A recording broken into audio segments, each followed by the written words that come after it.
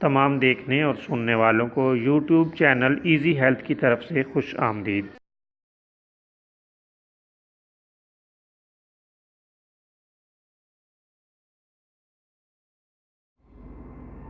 دوستو، آج کی اس ویڈیو میں آپ کی خدمت میں منہ کے چھالوں کا ایک نسخہ لے کر حاضر ہوئے ہیں۔ یہ بہت ہی نادر اور نایاب نسخہ ہے، عام ہے، سادہ سا ہے، بالکل سستا ہے اور آپ اسے گھر میں بآسانی تیار کر کے استعمال میں لا سکتے ہیں۔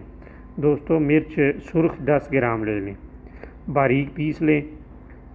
اس کے بعد پانی 250 ملی لیٹر لے کر آگ پر رکھ کر خوب پکائیں۔ جب پانی کھولنے لگے تو اس میں پسی ہوئی مرچیں ڈال دیں اور 1-2 جوش آنے تک اسے پکنے دیں اور پھر اتار کر اسے ٹھنڈا کر لیں اور چھان کر مریض سے کہیں کہ کلیاں کرے اور اچھی طرح غرارے بھی کرے تاکہ پورے حلق اور منہ میں اس پانی کو پھیر کر وہ باہر نکال دے۔